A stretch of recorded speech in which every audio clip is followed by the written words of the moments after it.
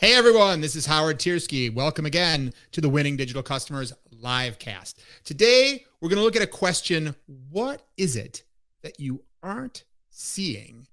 And why is it that the things you're not seeing may be making an enormous difference in terms of your ability to succeed in today's digital world? What do I mean by that? Well, all the things that we see and hear in a given day are filtered by our brains. We don't necessarily perceive everything that we see or hear.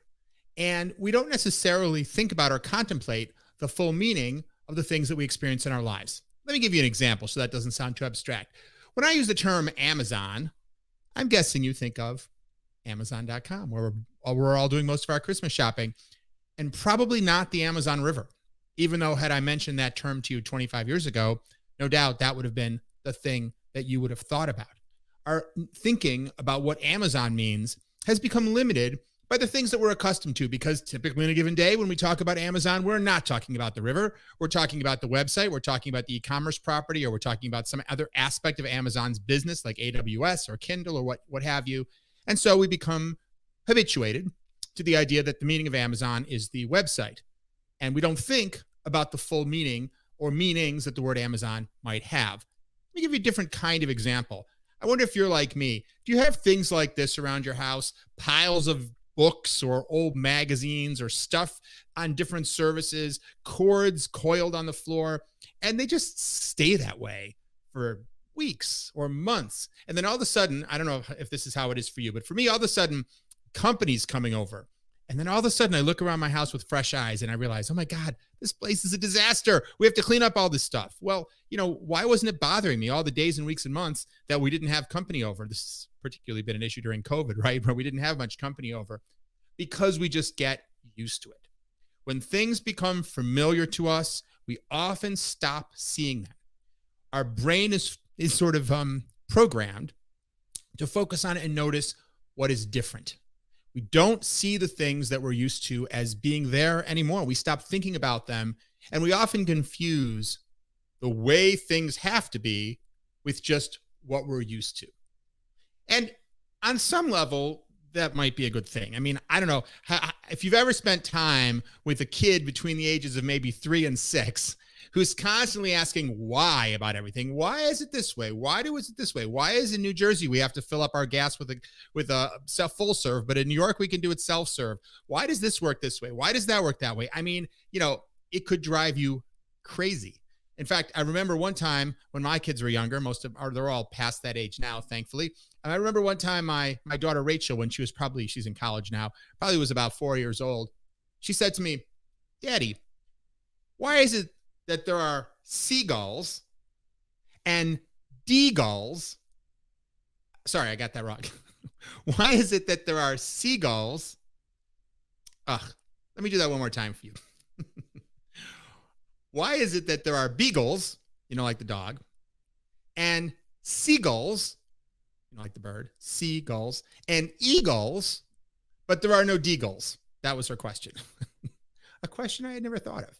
So the point is, kids who haven't yet become accustomed to so much of the world will often ask questions that are good questions. Maybe that one wasn't such a good question, but they'll ask good questions that we just aren't asking anymore, because our brains are protecting us. If we asked all of these questions of ourselves every day, why does my business work this way? Why do we are doing our accounting this way? Why do we do our marketing this way? Why do these laws exist? Do they really prohibit us from doing things in a different way?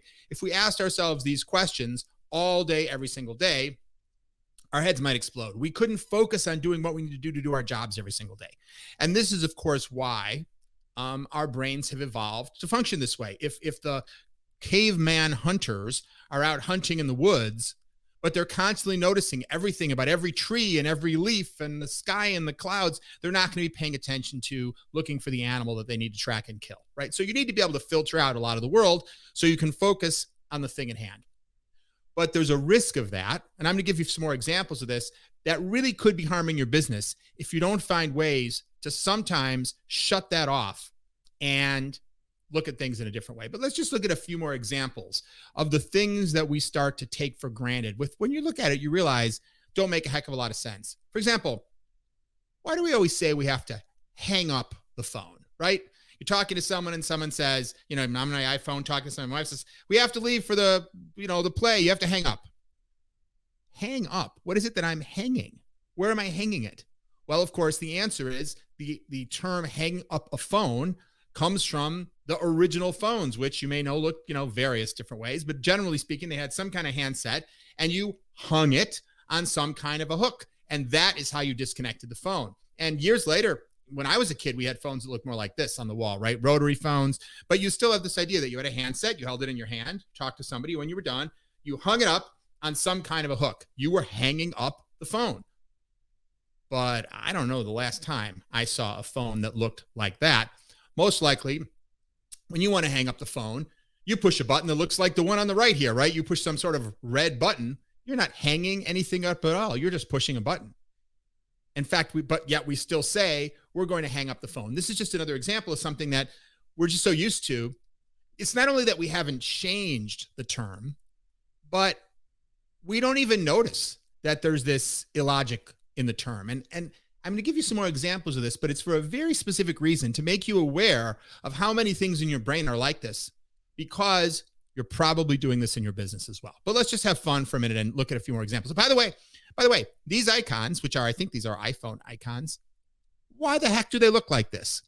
What the heck is that symbol on these buttons? If I ask my kids what that's a picture of, I don't even know if they know. They just say, oh, that's the make a call button. Well, why does it have that barbell looking shape? Well, of course, the answer is because it looks kind of like the way handsets looked, 50 years ago. We're still making phones with icons that look like handsets look 50 years ago, that the vast majority of the people using the product have probably never experienced. Similar example, this icon. Actually, I had my kids ask me one day, they said, this icon? I said, yeah. They said, that's the save icon in Microsoft Word. And I said, right. They're like, but what is that?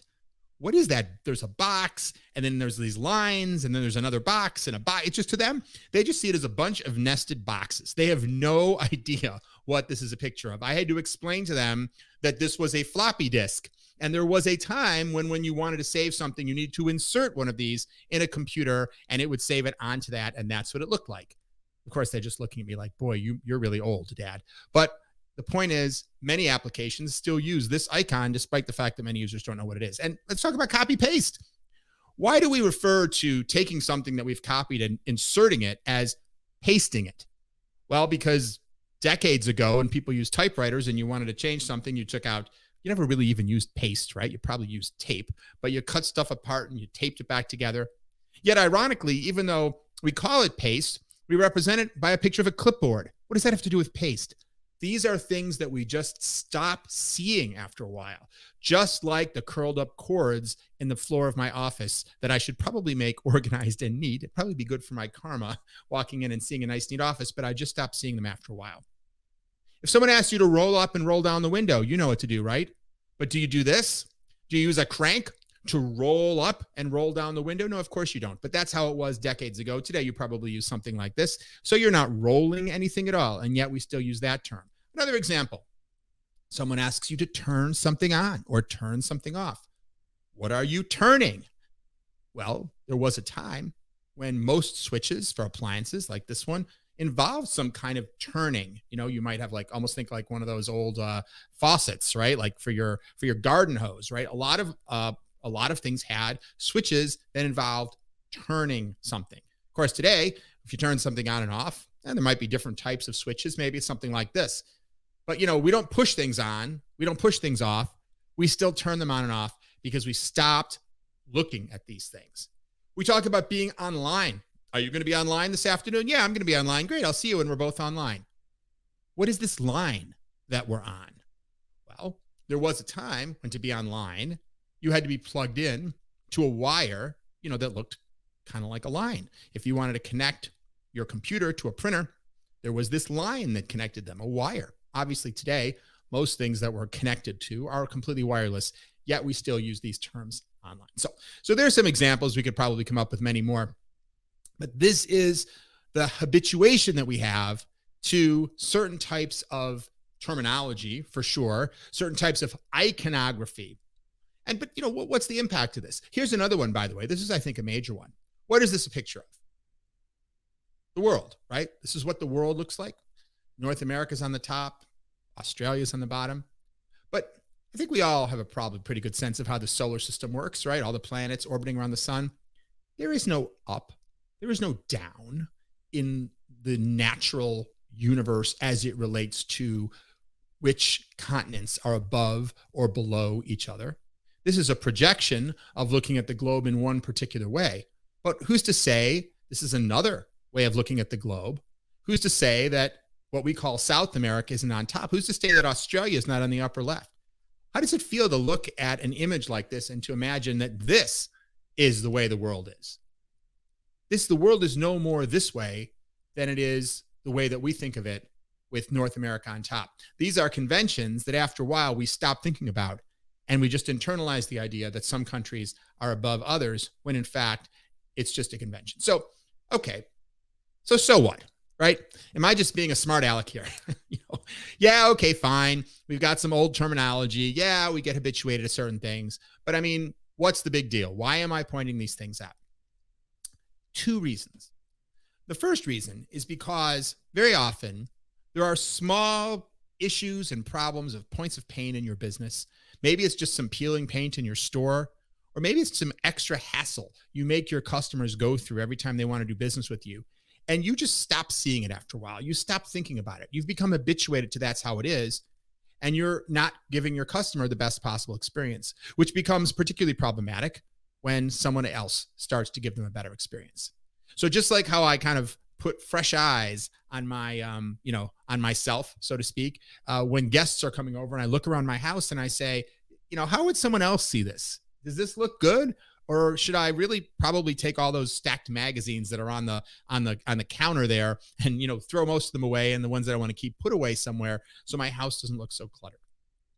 This is one of the things that this habituation may be holding you back from remembering to do on a regular basis. But, pardon me, arguably, there's an even better reason, which is that in this fast changing time of digital transformation, the companies that are succeeding the most are those that are disrupting and reinventing different types of customer services, different types of products and services. Look at what Uber did. Uber took a fairly rudimentary meat and potatoes industry, right? Taxis and getting, calling a town car to take you to the airport. This is not the world's sexiest industry. And they figured out how to reinvent it, how to offer a completely different and much better user experience. And then they went one step beyond that.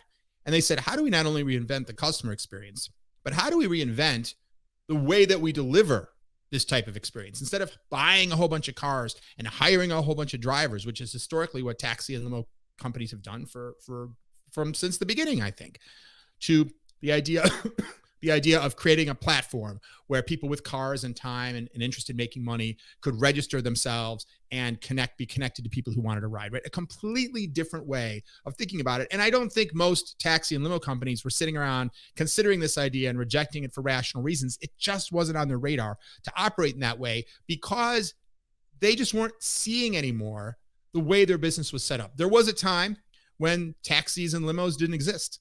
And someone came up with that idea and invented a business and invented a business model. And a lot of people followed and a lot of people used that business model. And after a while, they stopped seeing it as a choice. They stopped seeing it as a construct. They started just seeing it as the way you run a taxi and limo business. And listen, sometimes that works fine to just do what everybody else is doing. But then, especially in a time of transformation like we live in now, someone comes along and does it differently and they potentially eat your lunch. Amazon has done this consistently. They asked, hey, why can't a bookstore just sell everything? Then they said, hey, why do we have to sell everything ourselves? And in fact, Amazon now makes more money off of the Amazon marketplace listings on Amazon's of products that other people are selling than they actually make off the products that they themselves sell and merchandise. Very non-traditional. Most retailers weren't even thinking about doing something along those lines. And then, of course, they said, why can't we create our own devices? And they said, well, we have all these technology capabilities. Why can't we go into that business and make that available to our customers? And now, of course, that's their most profitable business in the form of Amazon Web Service. So continuously asking new questions rather than just sitting back and saying, well, we're a bookstore. This is how bookstores operate. Starbucks said, hey, people pay for their Starbucks drinks constantly using various kinds of credit cards. Why don't we create some sort of Starbucks currency? And now in the United States anyway, Starbucks, Apple Pay is the number one largest, most widely used form of digital currency. And Starbucks is the number two most common form of digital currency. Most cafes probably aren't sitting around thinking, hey, we could be the second largest form of digital currency in this country. And I'm not saying every cafe should go into becoming a digital currency, but this is what comes. These opportunities are what comes from not just seeing things the way they are, but taking that fresh set of eyes to what you're doing and asking yourself, how can we make it better? Bitcoin, of course, is a breakthrough new way for people to conduct financial transactions using a currency which is totally different from any currency that pre-existed. It's not connected to any country. It's not connected to any form of paper or physical currency. It's not backed by anyone, really. So many assumptions that are made about money are destroyed by Bitcoin, by people who said, hey, let's see money in a different way. And the truth of the matter is that's happened in other times in our history. The United States dollar used to be backed. We had the gold standard, right? And they said, okay, for every dollar the United States issues, we need a certain amount of gold in the bank to show that this money isn't just based on nothing. People won't believe in this money unless it's backed by some actual asset. And then at a certain point, we went from the gold standard to the silver standard, and we continued to change the ratios of how much gold and silver we really felt we needed to have, in Fort Knox and whatnot. And then eventually we abandoned it altogether. And we said, you know what? People will continue to use this money, whether it's backed by anything at all. But that required breaking a previous mindset that believed that, no, money has to be connected to some kind of a physical asset like gold or silver. Why? Because that's how it had been done before. So, this, of course, is what Steve Jobs was talking about when he told everyone decades ago to think different. And, and did his commercials with Einstein and Picasso and others. And of course, Jobs very much did that himself, whether it was thinking about creating animated cartoons using 3D animation instead of the traditional drawn cell animation, taking a computer company and turning it into the world's largest music company, and then into the world's largest phone creator of phones, really continuously rethinking what the company was all about, whilst other computer companies, many companies that were contemporaries of Apple 25 years ago, are doing something today much more similar to what they were doing 25 years ago than Apple is. Or maybe Apple is still doing some of those things, but other new things have massively eclipsed them. So this is the power of figuring out how to transcend being that person who doesn't just see the floppy disk icon and not think about it, or doesn't just see be told to turn something on and not think about it, but says, hey, wait a minute, why are we doing it that way? That doesn't make sense. There's a better way. There's a way to improve that, whether it's a small thing like cleaning up the cables or a major transformation like Uber transforming the ground transportation industry. So I want to encourage you, and I may be teeing up a goal without giving you all of the tools in this live cast to do it. How do you stop thinking that way? How do you, as they say, think outside the box, right? How do you put on that fresh set of eyes for your business? Well, alas, I do not have time today on this live cast to go into details. I have done other live casts around many topics and also written many articles about things like how to get your team to think in new ways. And actually, in my book, Winning Digital Customers, which I would encourage everyone to get a copy of, there are many, many exercises you can do to try to figure out how to trick your brain into getting out of that habitual behavior. Because anytime we have a habit of any sort, we have to do a little bit of extra work to figure out how to break that habit, or at least temporarily break it. You may not want to walk around all day, every day, questioning, rethinking, and examining every single aspect of your life. Why do we spread the peanut butter on this way? Why don't we spread the peanut butter on the sandwich another way? I mean, you need to be able to compartmentalize when it is that you want to apply this thinking differently, right? This thinking of things, seeing things in a new way, and not accepting all of the assumptions and habituation that has already been kind of calcified in your brain. So in the book, Winning Digital Customers, I go on for chapters and chapters, providing you a significant number of exercises and work for use for workshops and other things to help you think in new and different ways. I encourage you to pick that up. If you have any specific questions, of course, feel free to post those in the comments. And perhaps in the new year, I will try to do a part 2 on this, about going on this live cast into some of the techniques I talk about in the book. Till then, by the way, this will be our last live cast in 2021. We decided to take, you may recall, we took the month of August off and we ran old popular live casts, and we are going to do the same thing in the month of December. So we will continue to publish live casts in the month of December, but they will be oldies but goodies. But hopefully ones that you might not have seen unless you're on top of it every week, watching 2 live casts a week. There's probably a lot of them that you haven't seen. So we run some of those during the month of December, and I will see you fresh and new and actually live in January of 2022. So as always, thanks for watching the Winning Digital Customers Livecast. Look forward to seeing you next year. Until then, you know what I'm going to say. Keep transforming.